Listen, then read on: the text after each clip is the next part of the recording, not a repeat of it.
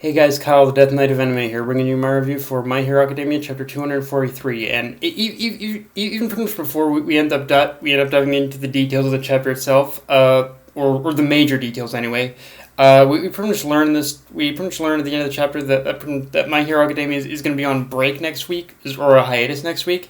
And this is after reading the chapter a few more times, one thing I realized is that when it comes to the hiatuses of My Hero Academia, Horikoshi, he pretty much isn't like Oda in the sense where he pretty much leaves us with those with like a big grand epic finale, a big grand epic finale before the hiatus. He just leaves us with just enough in order to say, you know what, I want to see where this goes. Like he just pretty much leaves us with just enough in order to keep us interested.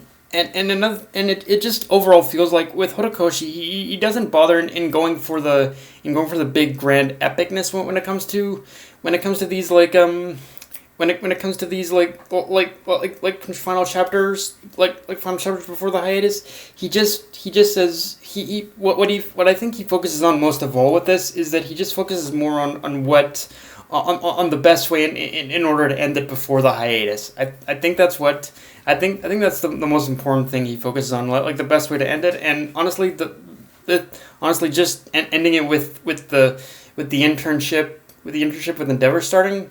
Yeah, that in a way was the best way to end this, and this chapter before the this chapter before the hiatus. So yeah, that is one peculiar thing I did notice for sure. Now, getting into the chapter itself. So the chapter starts off with Izuku and his mother spending time together on New Year's, and this is one of those scenes where it's very simple, but it's still important because it shows that Wolfram Inko is still concerned for her son's safety. She's also learning in order to step back and let Izuku grow into his own person and mature, which like Inko herself, she obviously is still working through some personal issues she's having, but at the same time she realized she can't in order to allow Izuku in order to mature and grow. She has to stop coddling him all the time, and she has to let him grow,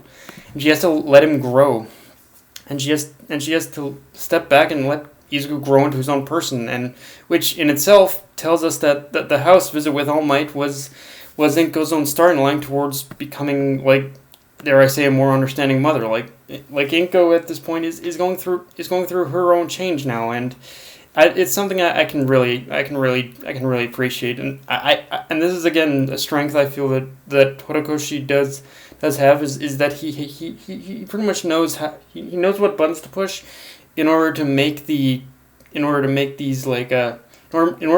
what he knows what to do in order to make the parents pretty much likable and understanding parents rather than just like a Chi-Chi or anything like that. So yeah, I think the only other time I've seen parents pretty much done right in a shonen was pretty much with Full Metal Alchemist. But yeah, but Horikoshi I think is like the second, maybe I don't know, second or third I've seen to crack that code. So yeah. And we also get now.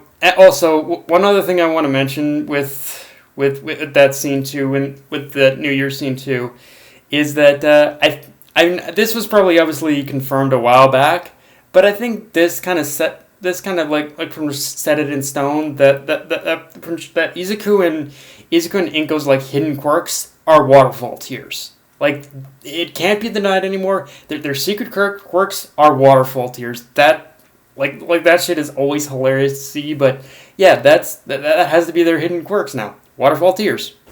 I love it. But yeah. Now, another thing about this chapter is we get a little more with Hawks in this chapter, and I didn't mention this the last time we pretty much saw him, but a lot of the sign. There are a lot of signs right now that are definitely pointing towards a death that's being planted on Hawks, especially now with him having to cut like all verbal communications with the government. And honestly, with Hawks, I can't lie, he's kind of one of those cases for me where he's kind of one of those cases for me where I'm not sure how I'm going to feel if and when he ends up does kicking the bucket. Because Hawks as a character, don't get me wrong, I like Hawks fine, and he's had a lot of cool moments up to this point. But I don't know if everything we've gotten with Hawks so far is really enough in order to invest me in order to invest me in him if he pretty much dies. Like I'm saying, if he ends up dying, I'm not. I don't know if there's a guarantee that I'm really going to feel like emotional or sad over his death, I pretty much ended up doing what is it, like I ended up feeling for I suppose Night Eye, like Night Eye's death, that was really emotional moment in the manga of My Hero Academia. But with Hawks, yeah, I'm not entirely convinced yet that I'll end up feeling a whole lot for his death, to be honest with you. I mean, I think it's just a thing where I think whatever I end up feeling about him is all kind of depends on what Horikoshi does from like now until then when he inevitably ends up dying. It then we'll probably I think yeah. So from now until then, that's probably going to be the deciding factors of what I feel about Hawks if it does happen. Which, yeah, I think I don't think I'm the only one here when I say that Hawks is a dead man walking. He's going to die here.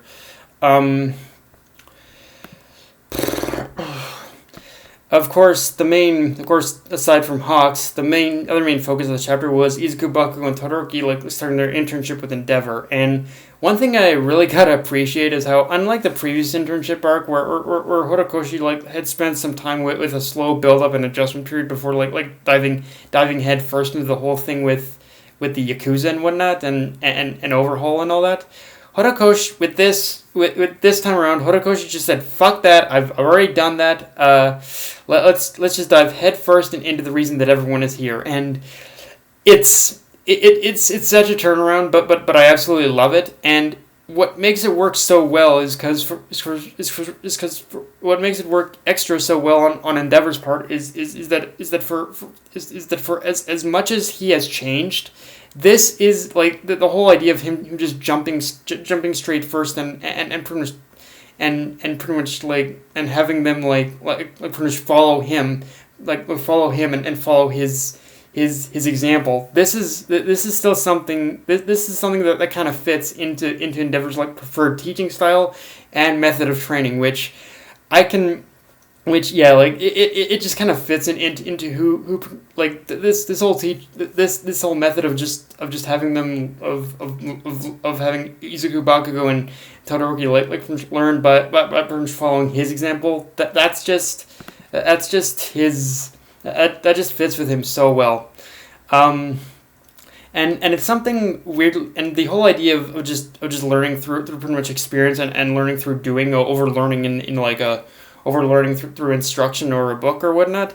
That is something I can kind of appreciate myself. That's kind of a preferred method I prefer myself. I prefer pretty much learning through pretty much doing or learning through through actually doing something over reading in a book or something. Like no offense to books or whatnot, you can still learn a lot from them, but I feel when it comes to from when you're doing a job or whatnot, I feel the best way to learn is by do and not so much by follow basic instruction, obviously, but I feel the best way to learn is by doing and less by learning through a book or something like that. So yeah, and in that way I can kind of relate to Endeavor, to be honest with you. I also loved, one other thing I loved in this chapter is when we get that flashback of basically Bakugo and Izuku pretty much meeting with All Might in the meeting room, and All Might was and how All Might was immediately on board for just them from just learning from learning under the tutelage of Endeavor with their internship. I just love how All Might was just immediately on board for this. Like, it's one of those things where it feels like All Might, he almost knew exactly how things were going to end up playing out. But considering he knows Endeavor so well, I guess I shouldn't be too surprised either. Like, it is Endeavor, so, I mean, the guy, in a way, he is pretty easy to figure out, but yeah.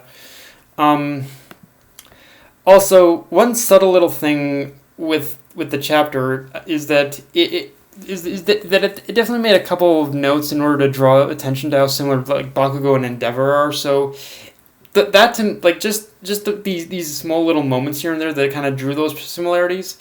That in a way is a definite indicator to me that while Bakugo and Izuku are both going to learn something from this experience, I think we can also assume at this point that Horikoshi is probably going to lean a little more into Bakugo with this this internship, especially again because of the whole thing with Best Genius added on top of this. So yeah, I feel that Bakugo is probably going to be like, I think both Izuku and Bakugo are going to be in the limelight a bit, and Todoroki as well. But I wouldn't be surprised if Horikoshi does kind of skew the leaning a little bit towards more in Bakugo's favor because of this, because of all this, and. Of course, I also loved how, despite the similarities, that from one line of Bakugo like choosing to like run his mouth and from call out and call out and call out like from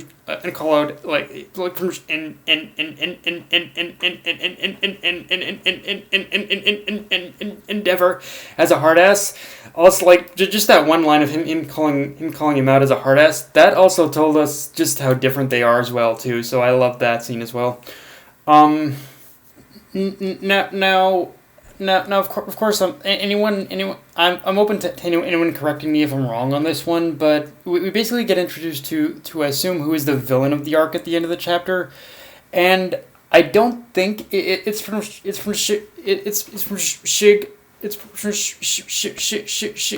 Araki, but the thing is he sure as hell shares a lot of the same features. So I don't know if that was I don't know if that was actually him or not, but yeah. So if anyone can correct me on that, just correct me from I don't like I said I don't think that was him, but the similarities were definitely there in the appearance. But either way, whether or not it's him or not, a lot of those, but with this particular villain introduction, it's one of the more hilarious villain introductions I've ever seen thus far. Because obviously, as we see, this villain's design is very menacing. But just from one little detail of what we see, like him basically sitting on this on this patch of like I don't know if they're bubbles or balls or whatnot. Like, just that image of this terrifying villain sitting on a patch of, like, bubbles or balls or whatnot, you really can't help but bust out laughing, or at least I couldn't. In fact, like, the first thing I shouted out loud when I saw that for a final page was, "Fucking bubbles!" No joke, that's what I said. But, yeah, like I said, I don't know if that's him, but if that's what it was, but yeah, it was pretty fucking hilarious. I cannot lie.